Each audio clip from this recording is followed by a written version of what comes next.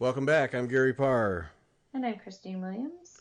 And you are listening to Fiber Talk, that twice weekly podcast for people who play with needles. And you discovered the other day that we are ranked.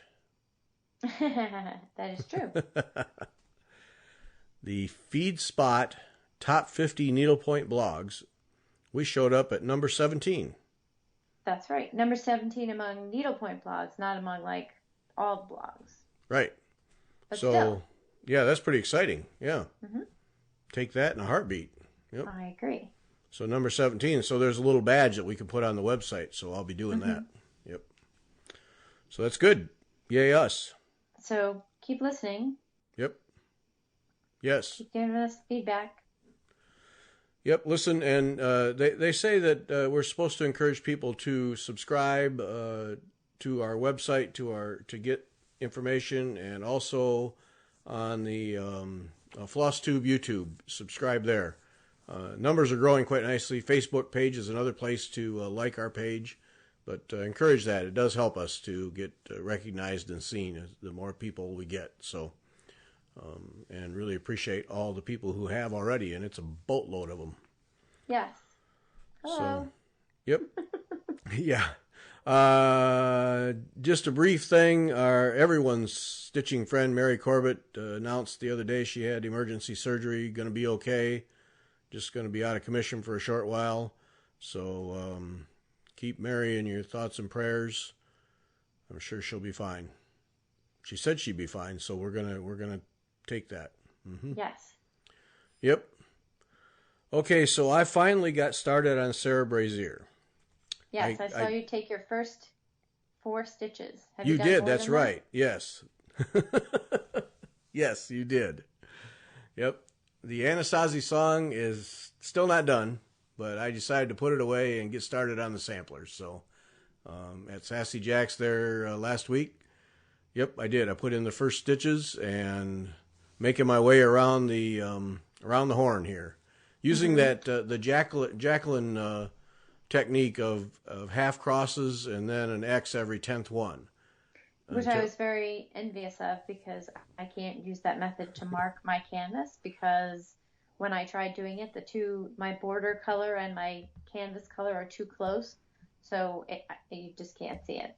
So I don't know what I'm going to do. I'm trying different methods of marking sort of landmarks on the canvas, and I think my last one, I didn't grid it, but what I did was I stitched sort of around the border, sort of an up 10 stitches, under 10 stitches, up 10 stitches, kind of that thing. Yeah. So at least I have some sort of landmark. I think that's what I have to stick with. Yeah. Yeah, that dark cloth causing some fits, I think. It is, but you know what? When I stop, it's going to feel so good, and everything else is going to be so easy. Well, that was the first I had seen it and seen what and was able to see what you're doing. I hope you can hang in there. I know it's been an up and down pain, but I really think you have something going. I really do. It's not, it's not a pain to stitch. What it is it's experimentation. So I don't know how these threads are going to look on this fabric. So I could do it on a doodle cloth, and sometimes I do. But really what I'm trying to do is stay true to the original design. That's absolute, right? Where there's a stitch, there will be a stitch. Right. But stay true to the intent of the color of the design. So if a vine is green, I'll choose a green. And with the DMC colors, if you go from 501 to 503, they're all just, variations on a color. So if I have to go a little bit darker so that it shows up better, or a little bit lighter, that's kind of what I'm doing. So sometimes it means I have to start, the vine in the color that's part of the kit, because I kitted it all with DMC, and then say, you know what, it's really not working for me. I need to brighten it up, or I need to bring it down a little bit, and then start it over. So there's a little bit of that. And then there's also, because I'm working with metallics blended in, there's a little bit of, okay, which metallic is going to work with this color and where does it fit? Because sometimes you want, a big punch of shiny, and other places you want it to sort of fall back into the fabric a little bit. So a lot of that part isn't really giving me fits at all. That's more just kind of having fun with it and playing with it until I get the look that I'm going for.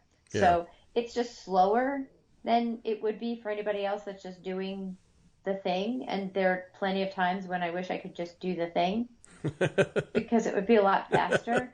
But even, because things are so repetitive in the piece, this top corner will be really slow because, it's figuring out the border, it's figuring out the border colors, it's figuring out the vine and then the leaves and the flowers. And once I have that, the rest of the border, which is a good chunk of the piece, that will fly because I will have, I know what those colors are going to be. Does that make sense? So once I know. Yeah. Well, that's just it because, that whole border, that double-edged border with all those flowers, that is a bulk of it. And yeah, exactly. Once you get the colors and the threads sorted out, then you can just go. Yes. Mm-hmm.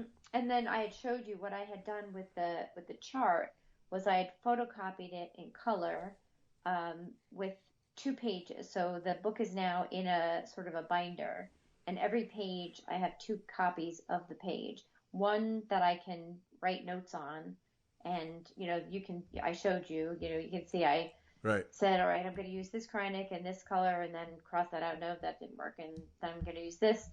All right, that's what I'm sticking with. And then the second page is if it's easier for me to just cut out the page and just put the motif on the actual fabric so it's easier to see. Just so I don't have to refer back to a chart that is on a different part of the stand. Right. Just to make it easier. So I use a magnet or something to hold the little motif where I need to stitch. So I have that all. So that's all put together into one nice little book. Yes. So that's kind of how I'm working. So by the end of it, I'll have hopefully written down all the fabric, or not fabric, the colors and the thread choices that I made. So, and mostly because I forget. So what I don't want to do is to get halfway around and realize I forgot what I chose before and then be inconsistent. That would be bad. Yes. So I'm trying to be good. I think you have something going there. I had to see it to really grasp it because I love the concept of if one of those little girls showed up today with all the threads we have, what would they choose? Well, obviously they'd choose the sparklies and the all the things, rather than just straight cotton or silk.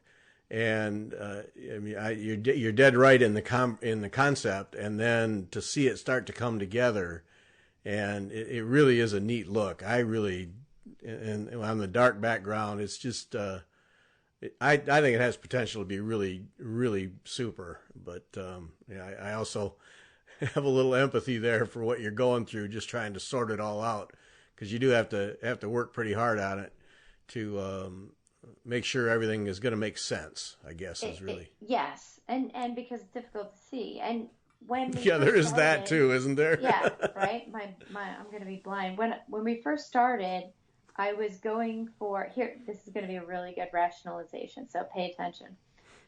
What I was going for was a very dark blue fabric, and that's sort of how I saw it in my head. And then all the light colors would just pop off the fabric that way.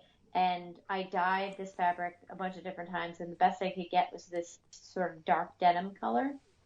And I think now that that's happened and I've had some time to think about it, I think I like it better. Because even though I won't have the benefit of that sort of having a sampler pop off of a really dark background, I think that would have been a cool look. If we're going with this whole little girl idea, there's this whole trend in clothing now of embroidered everything. So you can see embroidered denim jackets everywhere. So it's not inconceivable that a little girl would embroider her jeans or her jacket. So it's exactly that color. Yes. And it's a tiny bit easier on my eyeballs. That too. So Yeah. so I think you got something going. I'm curious to see it unfold, and like you were talking about the satin stitch in the border there, you looked a little heavy, so you're going to go back because you said you were stitching it as if it was a surface embroiderer rather than doing it where it's just one thread and one hole. right. And so yeah, you said you were going to go back. The little section you did was just kind of too heavy, and I really think it was too heavy. It So, was, yeah. yeah. So I ripped that all out. So I guess the lesson there is don't be afraid to rip things out because it's not that big of a deal. And Right. and it really was just that I didn't have the experience to know that it's okay for the satin stitch to feel like you could see the fabric through it. Yeah. To my eye, a satin stitch should be, you shouldn't see any fabric through it at all. But then when I did that, it looked clunky, you know? Right. So I did it, and then I kind of sat with that for quite a while. And then I decided to rip it out. Yeah, no, I thought that was a good move, and we'll see what the next round looks like. But yeah, it was it was a little too much there. So I mean, it's a great idea, great concept. What little you have done, you can start to visualize what it's going to look like, and I think it's going to be neat. And also just as a sheer learning experience, what threads will work and what won't Yes. on that cloth, on that thread count. I mean, there's a lot of things that will come out of this effort that will apply in future projects many Yes. times over. And It is forcing me to learn Yeah. color yes, because all of the fabric, the colors are all kind of mid-range in their tone. mm-hmm. So to put them on a light fabric would be fine, or to put them on a very dark fabric would be fine. So now I'm putting them on a fabric that's pretty much the same tone. So the struggle here is now if you put a medium green on a medium blue, they all kind of blend into this mishmash that you can't really see and doesn't make any kind of impact. So how do you tell a story then? Well, do you make it darker? Do you make it lighter? Do you add a metallic that has a different quality to it? Like what's the story you want to tell? Right. So sometimes with a vine, it's you turn it a little bit darker and a little bit browner. Sometimes if it's a leaf, you make it a little lighter and a little bit shinier. So, I don't know the answer to most of these questions. I'm kind of winging it as I go, but it's forcing me to really think a lot about color values and, light and dark and how they play together.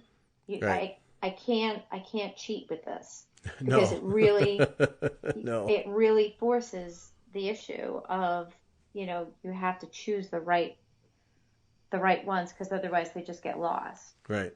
Well, and then you had the opposite with some of that blending filament in the satin stitch where the one section there was just too bright and shiny. And Right. It stood out. So, yeah, you got to tone that back. Yeah. Yep. Yeah. Yep. No, that's, yeah.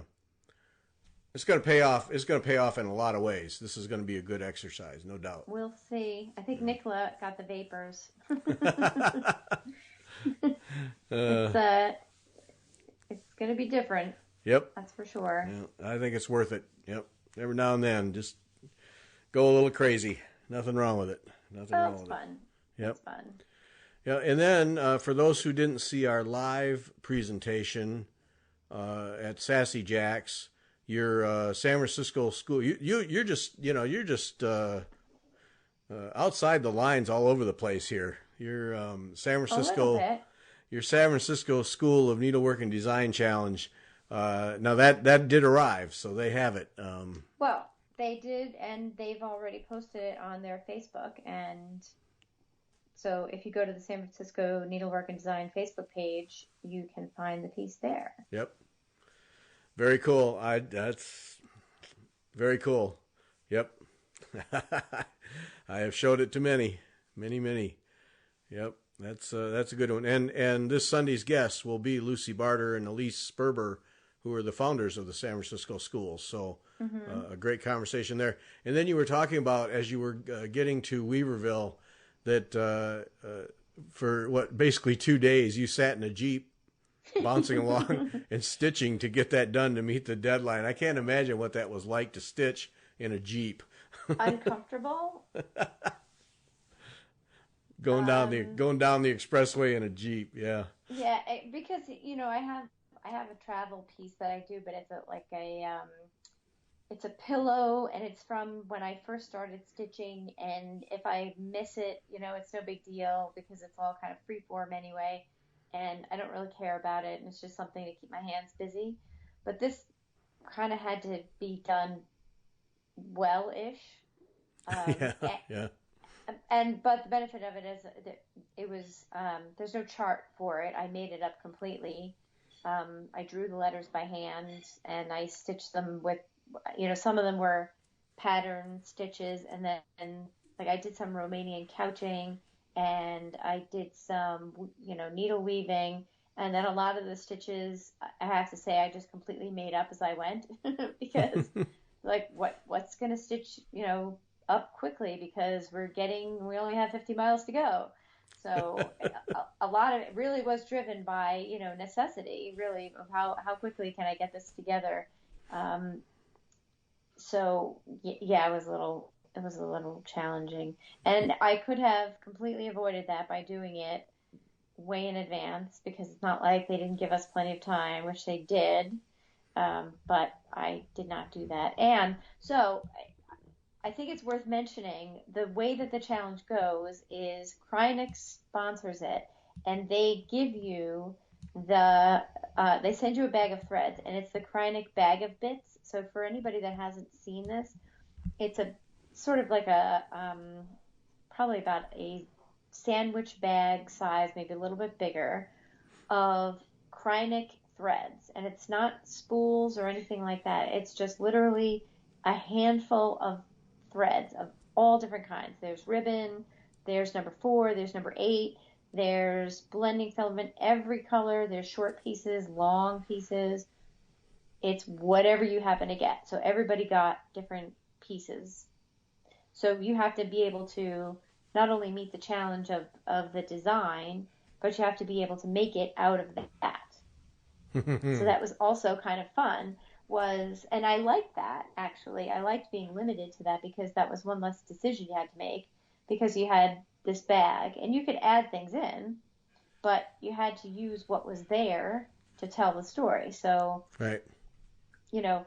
It's okay. This is my toolbox. What am I going to use? So again, it forces you to learn how to. I learned how to do Romanian couching because that was what was going to work for that particular letter that I was making. Mm-hmm. So that was kind of neat. So if you ever need sort of just random bits of metallic, I highly, it'd be great for Christmas ornaments and things like that, like smalls. Yeah.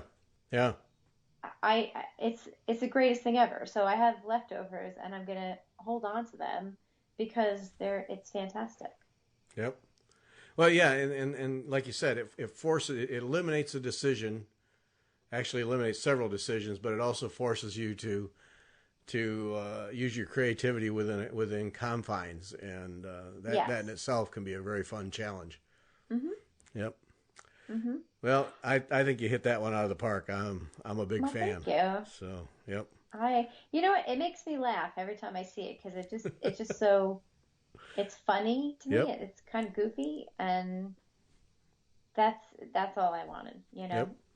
Hey, and on top of it, you participated. You yes. Jumped in, you went into the deep end and went for it, and that's huge in its own right. So, yep, pretty cool, and and then they have a gallery of those, so you'll be able to go to the website at the school and see that, and they talk about the challenge in Sunday's mm-hmm. conversation and what that is and how it works. So. More detail on that. So that was fun. That was fun. Right. And then I got to ask you, now you got Michael stitching. Yes.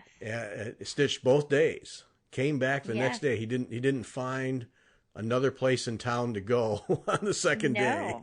He showed up. So the burning question for me is, Is he interested, or was he just doing it because it was something to do while he was in Weaverville? No, I think that it started off as just something to do.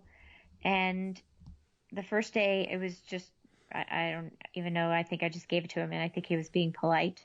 And, but then I think once he started doing it, it became sort of a challenge because he was struggling to see, which is always the case, right? Because it's 36 count linen and it's a little bit of thread.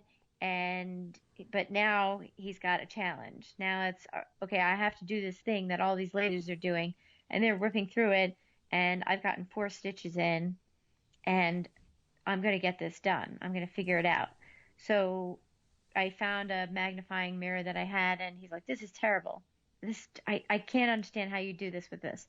And I said, "Well, because that one's terrible." And then the next day, it was, I got him set up a little bit better, a little bit more comfortably. And then he started on a different piece that he actually was doing cross stitch. The first day was just a little, just a stem stitch, really. And he did the first cross stitches. And so I walked him through, okay, this is how you're going to go, go in this direction, do this part, and then go in that direction. And he just went right through it and was done. And I had said at the end, "So, what did you think?" And he was like, "That was kind of fun."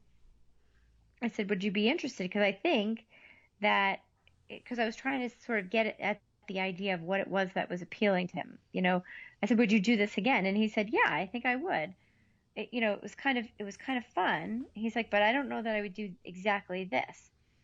And I had suggested sort of the kind of pieces that you like, that are more the needlepoint style, because, and I said, look, because he was frustrated. His big complaint was the chart is boxes, but the fabric is holes, and it doesn't make any sense.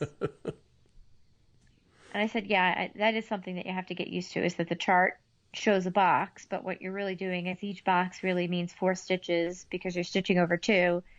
So once we got that sort of sorted out, what I suggested that he do was do what I did, which was to pick up a Debbie Rowley piece, although I would suggest something a little bit smaller and simpler. Yeah, I'll say. But because I think her instructions are impeccable, and because the way she draws it out, she shows you this is where the thread is coming up out of the hole, and this is where it's going down into the hole. So I started showing him those pieces, and his interest is piqued, but then, the kinds of things that he likes in needlework are things like map samplers and more scenic type things. Mm-hmm. So the bug has caught, but he basically said, "Look, I cannot do this without a light." And I said, "Okay, well, we'll start you with something else." And he's like, "No, I need to finish that piece." All right. So I think it's going to take. Great. Fantastic. Yeah, I think that was great. I had no expectation that would happen at all. But he seemed to enjoy it. And I think it was just the challenge of it. It was funny, little things that he would say, like, I need a bigger needle. This needle's too small for my big chunky fingers. Uh-huh. So, okay, that makes sense. So let's get you, like a big needle that works better for you. And it really goes to show how your equipment makes for a much more enjoyable experience, because he had a big sort of fat tapestry needle that was something that I had grabbed that I was using on needlepoint. So it's great for needlepoint, but it was terrible for linen. Mm-hmm. So then I went over and grabbed some of the tulip needles, maybe like a 25 tulip needle. And I threaded that up and gave that to him. I said, "Try this." And he's like, "Oh, that's very different." Yeah. So the tools really do make a big difference, I think. Oh, definitely, yeah. And you were in a place where you could try out things too. That's one of the things and about that just being. gave me an excuse to purchase them also. Yeah, so there was that I'm not too. gonna lie. Yeah, well, that's pretty cool. I hope he keeps it up. That'd be great. Yeah, I think he likes the history aspect of it. Oh yeah, So well that definitely appeals to him. Yes. that drives it. So he's like, show me something with Tudor roses on it. I want to do a pomegranate, like those sorts of things. Yeah. Well. So, I think he's going sort of down his own path. Yeah. All those So, things are possible. yeah, They're yeah. all very available. Yes. Mm-hmm. Well, that's great. Yeah. No, because I thought, wow, this guy's he's going to sit there and stitch that first day of that. Man, I give him credit for going with the flow here. And then I kind of got a sense that he was getting into it that first day. And then when he showed up the second day, I thought, whoa, this is all right. All right. He's actually doing it. But I think the funniest part was all of the ladies that would come by because we were sitting in the back, right? Right. They would all come back sort of one by one and sort of sidle up to where he was and go, "What are you doing?" He's like, "I'm stitching the piece." Really? Are you're stitching the piece for real? He's like, "Yeah, I'm stitching the piece." Oh. And then they get all like kind of sassy. Mm-hmm. It was very funny. Yep. Well, I think that's great. Yay. Let's hope he does it. I hope he gets, because I think it will. it is fun. It's a lot of fun. Once the weather kind of gets a little worse and we, don't have a ton of yard work to do, Yeah. I think we may have to get 2 good lights for the living room. They'll be sitting there blinding each other. Yeah. That's great. That's great. Well, I had a good time. I did, I got to find a way to do this because I did 4 sampler tours with Nicola. 2 of them we put up. Esther Benson, which was the sampler that was used in the classes she did, and then MH1656, which is one terrific sampler. I really enjoy doing those tours where you can take a camera and talk with the in this case Nicola, but whoever it is, about the sampler and learn about the different motifs and the different stitches and stuff. I really enjoy doing that. I got to find a way to do it with other people who other people who reproduce these things, and you got to be in the room with them is kind of the thing.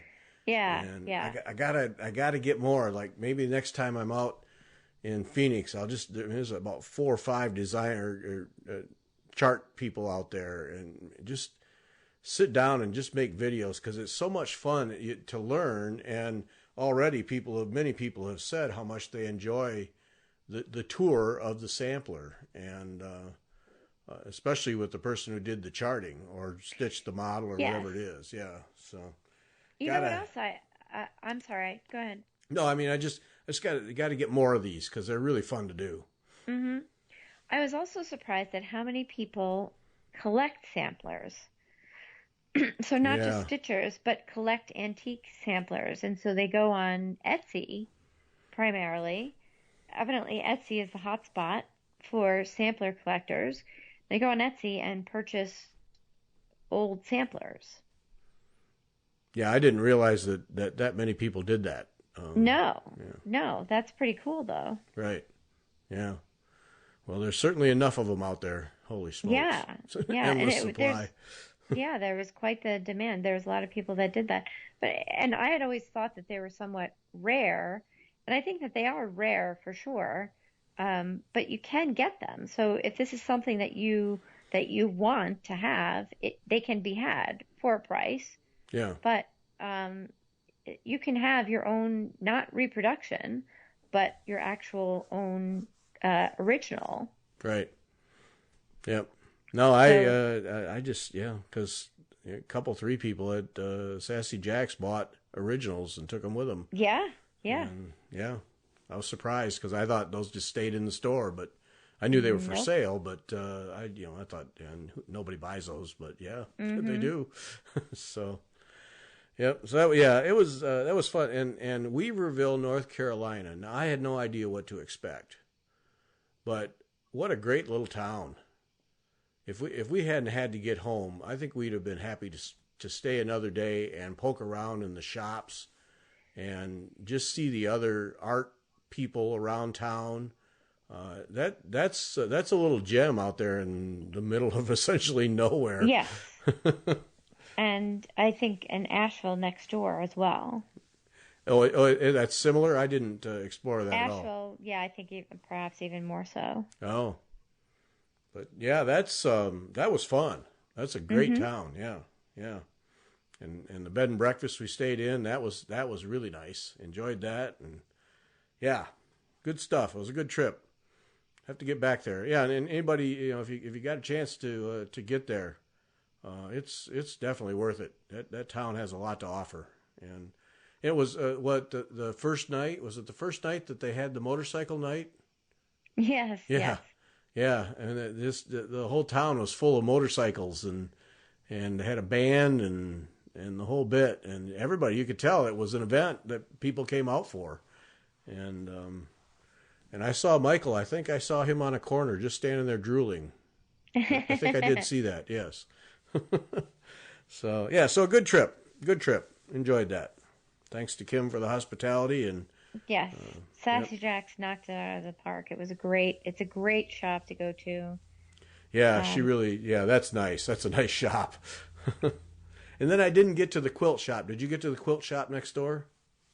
No, I didn't. No, I wanted to, and I got busy. I never did either.